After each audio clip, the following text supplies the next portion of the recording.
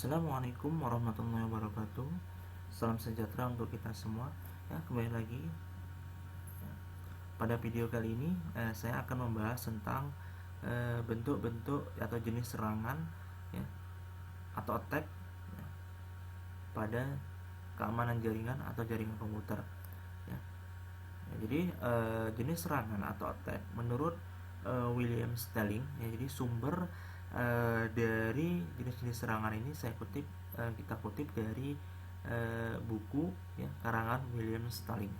Ya, jadi ada 4 jenis atau tipe serangan dalam jaringan. Yang pertama ada interruption, ya. Kemudian yang kedua ada interception, ya. Kemudian yang ketiga ada modification, ya. Sedangkan yang terakhir atau yang keempat itu adalah fabrication. Ya. Nah, jadi di sini interruption itu adalah DOS attack, network flooding. Interception itu adalah password sniffing. Modification ini menggunakan virus, trojan, horse. Kemudian fabrication menggunakan spoofing, ya, atau spoof paket, ya. Nah, jadi secara definisi, ya,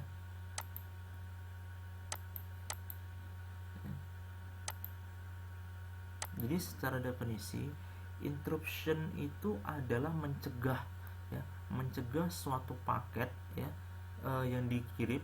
Di sini misalnya contoh dari si A akan dikirim ke si B, dicegah, ya, oleh si penyerang, ya, dengan cara melakukan DOS attack, ya, dengan cara melakukan DOS attack sehingga data yang harusnya dikirim oleh si A ke si B itu tidak sampai, ya. Nanti apa itu DOS attack, uploading, tambah, nanti yang saya jelaskan pada slide yang berikutnya. Kemudian interception. Interception ini adalah dalam bahasa sederhana melakukan penyadapan, ya. Jadi ketika A dengan B sedang berkomunikasi, ada si E di sini atau si C. Si C ini tugasnya adalah melakukan penyadapan. Jadi melihat paket yang ditransmisikan antara si A dengan si B. Itu interception, ya. Jadi memotong, ya, memotong jalur komunikasinya untuk melihat apa yang dikirim, seperti itu. Kemudian ada yang ketiga, jenis serangan ketiga adalah modification. Nah, modification ini adalah memodifikasi suatu data, ya, atau informasi yang dikirim. Misalnya si A mengirim informasi ke si B, ya. Sebelum sampai informasi ke si B, ya, data tersebut sampai dulu ke si E misalnya, atau ke si C, ya. Kemudian akan dimodifikasi, ya, dikurangi isinya, dilebihkan, atau misalnya yang lainnya. Itu kalau modification, ya, dengan bentuk serangannya menggunakan virus maupun trojan horse, ya. Kemudian serangan yang terakhir itu adalah fabrication. Nah, fabrication ini adalah dengan menyisipkan, ya, mirip-mirip seperti modification, ya. Fabrication menyisip, ya.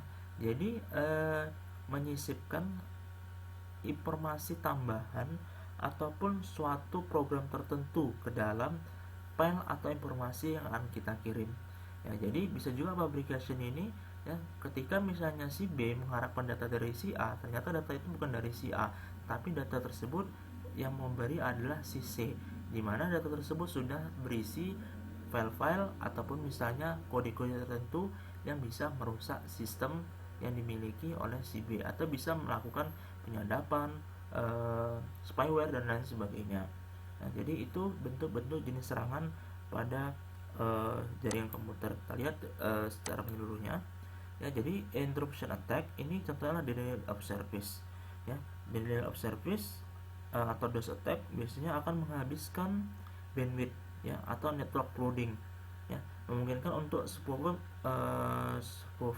originating address, ya. Toolnya biasanya ping, broadcast, smoke, SCN attack, makeup, various flood entities, ya. Jadi denial of service ini tujuannya adalah menghabiskan sumber daya, ya, menghabiskan sumber daya atau menghabiskan memori pada si server, menghabiskan CPU, ya, kemudian menghabiskan yang paling urgent atau utama itulah menghabiskan bandwidth.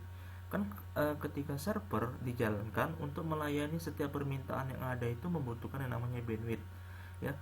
semakin tipis bandwidth yang dimiliki, maka akan mengganggu layanan yang ada, sehingga ketika akan terjadi suatu request atau permintaan suatu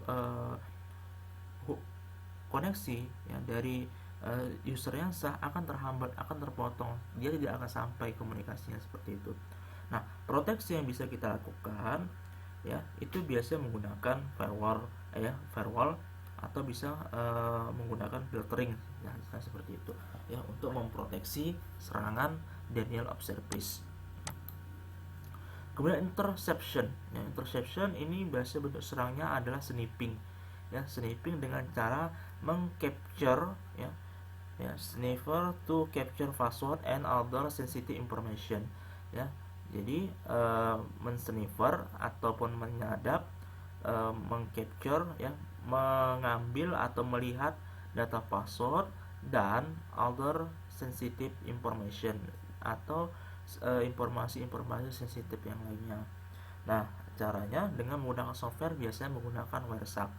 Jadi akan terekam semua transaksi atau transmisi data yang dilakukan oleh user ke server ataupun sebaliknya ya. Jadi di sini contohnya toolnya ada TCP/DAM, RAP, Linux Sniffer, DSNIP, Trojan ya, BO NetBus Sub 7 ya. Tambahan lagi adalah biasa kalau saya itu menggunakan yang paling populer, yaitu adalah menggunakan Wireshark ya. Jadi proteksi yang bisa kita lakukan di sini menggunakan segmentation, switch hub ya, permission detection atau anti snip ya, atau juga bisa menggunakan yang namanya encryption untuk memproteksi data yang kita transmisikan ya. Kemudian ada modification attack ya. Modification attack ini memodifikasi atau mengubah informasi atau program ya. Biasa serangannya itu menggunakan virus ya, trojan ya, attached with email or website biasa juga ya. Jadi disisipkan ke dalam email atau berkas yang kita kirim melalui email ya. Jadi protectionnya bisa kita menggunakan antivirus ya, baik itu antivirus yang antivirus untuk komputer maupun antivirus yang untuk jaringan ya. Kemudian bisa menggunakan filter pada email atau mail server ya. Kemudian ada menggunakan integrity checker ya, atau tripwire, ini firewall ya, bisa juga menggunakan firewall ya. Tripwire ini firewall, kemudian integrity checker ini untuk mengecek integritas atau keaslian suatu data. Jadi bisa menggunakan fungsi hash atau fungsi yang lainnya ya. Jadi akan dicek dulu kalau misalnya kita menerima suatu file atau email, akan dicek dulu integritasnya, keaslian dari file tersebut ya. Ada nggak yang menyusup ataupun di dalamnya yang berupa program jahat atau lain sebagainya ya, atau originalitas dari suatu berkas gitu kan. Kemudian aspek yang selanjutnya fabrication attack ya. Fabrication attack ini biasanya menggunakan spoofing address ya, menggunakan fake email ya. Virus dikirim melalui email dari fake user atau user yang palsu ya ke user yang asli ya. Di dalamnya itu termuat yang namanya program-program seperti virus, trojan, worm dan lain sebagainya ya. Toolnya biasa menggunakan Freeuse Packet Construction Kit ya. Jadi sebuah paket gitu kan. Protectionnya bisa menggunakan filter outgoing packet at router atau bisa menggunakan firewall ya. Firewall pada router router jaringan ya, Mikrotik atau Cisco. Bisa juga kita program langsung di servernya atau menggunakan perangkat firewall tersendiri untuk yang namanya memfilter ya. Tekniknya ini bisa kita gunakan dengan yang namanya firewall packet filtering ya. Bisa kalau di Linux itu biasa menggunakan ivy table ya. Kalau misalnya di Mikrotik kita bisa menggunakan firewall filter ya, firewall pada menu filter ya. Jadi bisa difiltrasi setiap paket data yang lewat nantinya ya. Ya, jadi untuk interruption attack ya, nanti ada, tadi kan serangannya adalah DOS atau denial of service. Ada nanti satu serangan yang lebih parah lagi, namanya distributed denial of service attack ya. Jadi sifatnya kalau DOS tadi bisa jalan sendiri ya, tapi kalau di DOS ini atau distributed denial of service, biasa dia akan menginfeksi ya, jadi satu serangan akan menginfeksi banyak perangkat lainnya. Jadi satu komputer yang terinfeksi akan memuat yang namanya suatu program akan dikirim atau diinfeksikan kepada komputer-komputer yang lain. Jadi dari satu komputer bisa menjadi 100 komputer, 1000 komputer yang akan digunakan untuk menyerang ataupun menghabiskan sumber daya dari sisi server ya. Dan ini sifatnya istilahnya biasanya adalah zombie. Artinya apa? Komputer yang kita gunakan ketika misalnya digunakan untuk serangan distribution dan service ini, kita tidak akan mengetahuinya ya, kita nggak sadar ya, jadi kita nggak sadar bahwa komputer kita misalnya menyedot bandwidth dari server dan lain sebagainya, seperti itu ya. Ya, jadi istilahnya flooding attack ya. Flooding attack membanjiri traffic pada si server. Jadi kalau misalnya traffic itu adalah suatu jalan ya, jadi jalannya itu banyak kendaraan yang lewat, pasti secara otomatis akan menjadi lambat proses transformasinya atau transportasinya gitu kan. Jadi aturan kita kalau misalnya jalan dari satu titik ke titik yang lain, jalannya itu lengang, bisa hanya makan waktu misalnya 5 menit, tapi karena misalnya jalan padat, kita nggak sampai-sampai seperti itu. Kemudian ada teknologi kriptografi. Nanti ini pada pembahasan selanjutnya sih ya. Jadi untuk teknik keamanan seperti misalnya interception tadi, kita bisa juga menggunakan teknik kriptografi ya. Jadi penggunaan kriptografi ini ilmu ya, bidang ilmu penggunaan encryption ya. Jadi bagaimana mengunci merubah suatu teks asli atau misalnya data asli menjadi suatu bentuk yang tidak bisa sembarang orang untuk melihatnya. Jadi ada istilah private key, ada istilah public key. Contohnya adalah ada DES, kemudian RSA, ECC. Banyak contoh-contoh dari teknik kriptografi nantinya.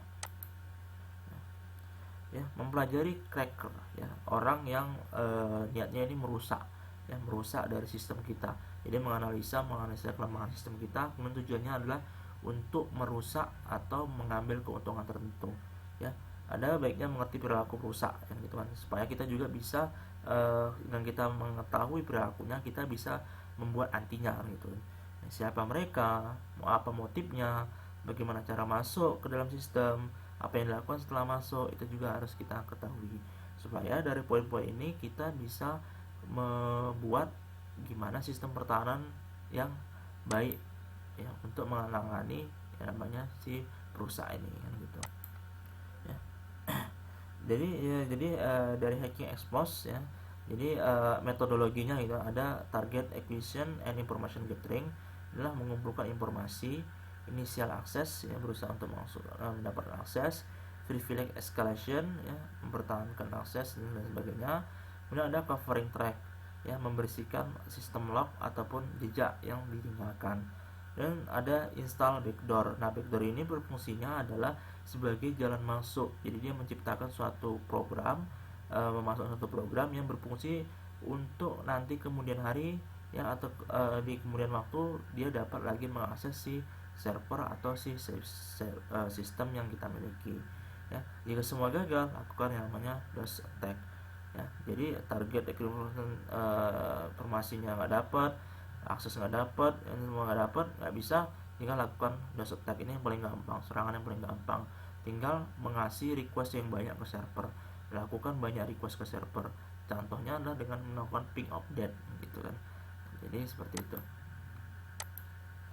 ya. Security version and strategy ya, ada dari segi bisnis, aturan ya, security modelnya seperti apa, standarisasi ya, kemudian ada vulnerability and risk assessment, ada teknologi strategi yang digunakan dan lain sebagainya, monitoring, enforce process, recovery process ya. Jadi vulnerability itu adalah kelemahan ya, mengkaji tingkat resiko ya, risiko dari si sistem yang kita miliki. Polisi ini adalah aturan. Security model adalah teknik keamanan yang digunakan nantinya ya. Oke.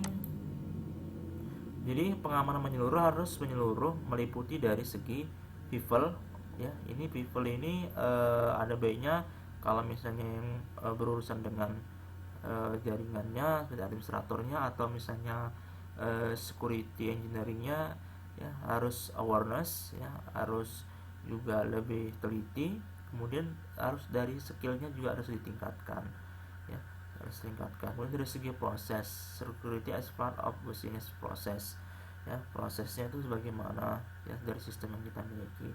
Teknologi implementasi, ya teknologi yang digunakan harus update, ya kalau misalnya software, sistem operasi, ya harus update, ya itu kan. Kalau misalnya hardware, oke lah hardware misalnya. Kalau dari segi hardware mungkin dari biaya costnya itu terlalu mahal kan gitu, kalau misalnya harus yang terlalu terbaru gitu. Tapi kalau misalnya dari segi sistem software, ya misalnya sistem operasi, ya implementasinya ya harus selalu update gitu kan.